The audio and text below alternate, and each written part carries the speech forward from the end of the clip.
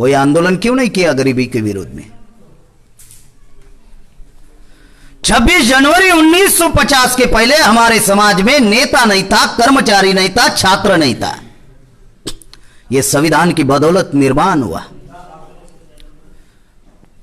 50 के पहले मनुस्मृति नाम का धर्म ग्रंथ था और उसमें हम एससी, एसटी, ओबीसी माइनॉरिटी को शिक्षा का अधिकार नहीं था, शिक्षा देने का अधिकार नहीं था, संपत्ति रखने का अधिकार नहीं था और शस्त्र रखने का अधिकार नहीं था। नहीं था।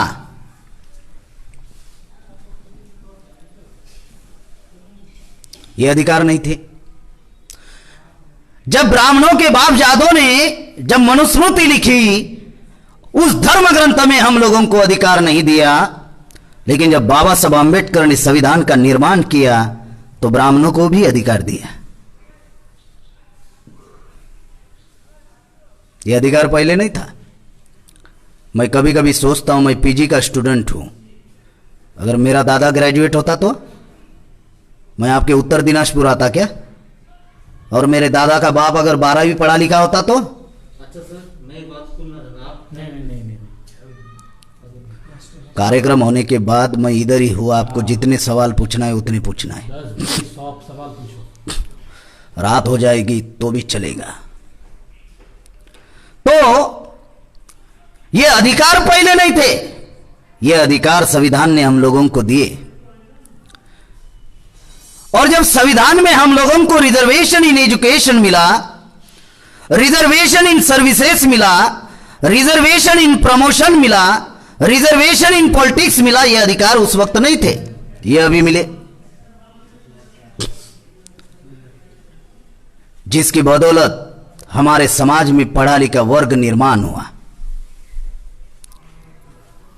पढ़ा लिखा वर्ग 26 जनवरी 1950 में संविधान भारत में लागू हुआ। आज एजुकेशन डिपार्टमेंट कहता है 2.25 लाख गांव में स्कूल नहीं, भारत में 7,20,000 गांव है। आप अंदाजा लगाइए 1950 में कितने गांवों में स्कूल थी? अंदाजा लगाइए कितने गांव में स्कूल होगी। अभी अगर 2.25 लाख गांव में स्कूल नहीं, 75,000 गांव में स्कूल पेड़ के नीचे भर्ती है, जहां पे जानवर बांधे जाते हैं वहां पर भर्ती है, इमारत गवर्नमेंट की नहीं है। 50,000 गांव में एक ही टीचर है। और राइट टू एजुकेशन जो 2009 में लागू हुआ, उसमें कानून बनाया जिस स्कूल की संख्या छात्रों की 20 से कम होगी वो स्कूल बंद होगी। गवर्नमेंट स्कूलें बंद हो रही है। गवर्नमेंट बंद होगी तब ना प्राइवेट स्कूलें शुरू होगी। साथियों, जो अधिकार हम लोगों को 50 के पहले नहीं थे वो अधिकार मिले। और 1970 के दशक में आजाद भारत की पहली बैच ग्रेजुएट होकर बाहर आई। 51 में किसी ने तो भी एडमिशन लिया होगा। अधिकार मिला तो 12 साल बाद 12वीं पास हुआ, 51 में 12 प्लस कर दो 1963, फिर ग्रेजुएशन के 3 साल प्लस कर दो 66, फिर आईएएस बना होगा, आईपीएस बना होगा, आईएफएस बना होगा। 70 के दशक में पहली बैच पढ़कर बाहर आई। 80 के दशक में हमारे लोगों को नौकरियां लगना शुरू हुई और दूसरे पीढ़ी को रोकने के लिए 90 में एलपीजी आई।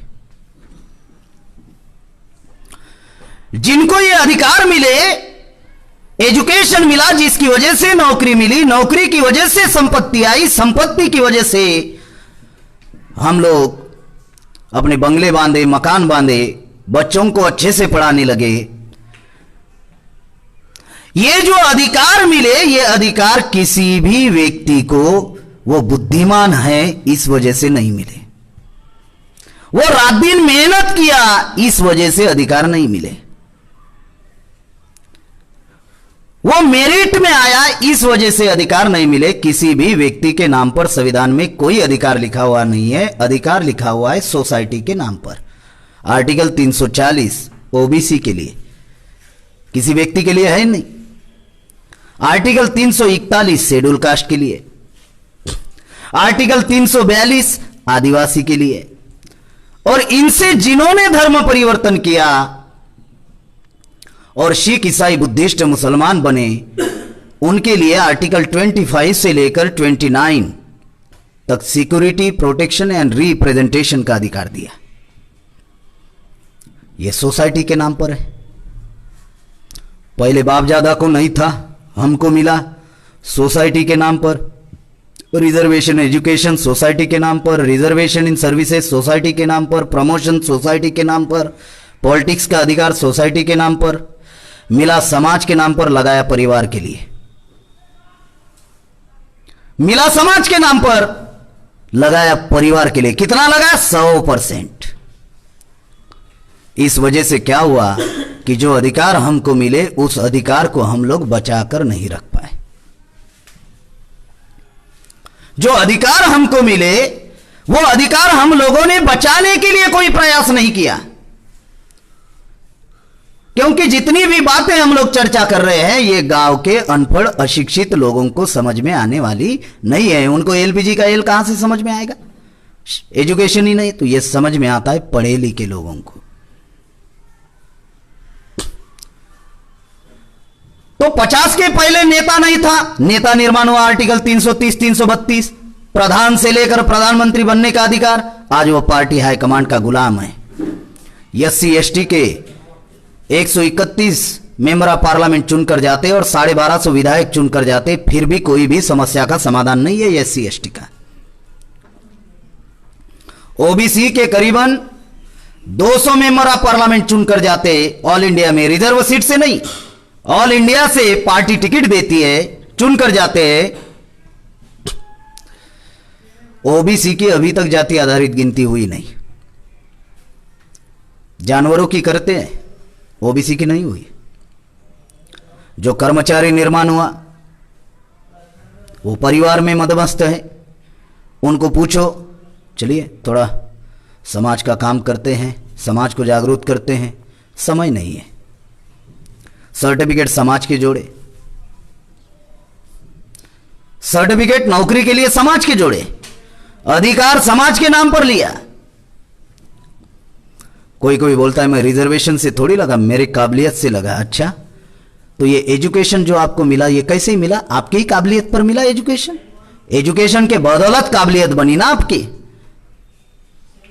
कोई कोई क्या बोलता है, मैं रिजर्वेशन से थोड़ी लगा, मैं तो ओपन में फाइट किया। अच्छा, तो एजुकेशन फर्स्ट स्टैंडर्ड से लेकर जो पढ़ते आए वो कहां से मिला? ये मिला तब ना तेरी काबिलियत बनी, तब ना मेरिट में आया। ये भी तो नहीं था बाप दादा को, ये हमको मिला। जो क्रीम क्लास हमारे सोसाइटी में निर्माण हुआ वो क्रीम क्लास की जिम्मेदारी थी कम से कम इतना भी काम करते कि जिस गांव में पैदा हुए, जिस मोहल्ले में पैदा हुए, जिस जाति में पैदा हुए, जिस समाज में पैदा हुए, अगर हफ्ते में एक संडे अगर अपने गांव, जाति, समाज, मोहल्ले में जाकर सिर्फ इतना ही बताते कि मैं ग्रेजुएट कैसे हुआ, मैं डॉक्टर, वकील, इंजीनियर कैसे बना। अगर कोई क्लास 1 अधिकारी बना तो वो इतना ही बोलता कि मैं क्लास 1 अधिकारी कैसे बना, कौन सा स्टडी किया, कितना किया, कौन से किताबें पढ़े, इतना ही अगर बोलते तो हमारे सोसाइटी के बच्चे मोटिवेट हो जाते। क्या ये भी काम हम लोगों ने किया? चलो समाज का काम नहीं किया, ओके, चलो अधिकार को नहीं बचाने का प्रयास किया, ओके, लेकिन क्या हम लोगों ने जिस महापुरुषों के आंदोलन की बदौलत ये सारे अधिकार मिले, तो क्या हम लोग सोसाइटी के लिए मोटिवेटर तो भी बने? नहीं बने। इस वजह से आने वाली पीढ़ी मोटिवेट नहीं हुई, एजुकेशन नहीं ले पाई। एक तो दुश्मन एजुकेशन खत्म कर रहा है और दूसरा हम लोगों ने कोई अपने आप से प्रयास नहीं किया। तो जिनको नौकरी मिली उनके परिवार का तो अच्छा हो गया।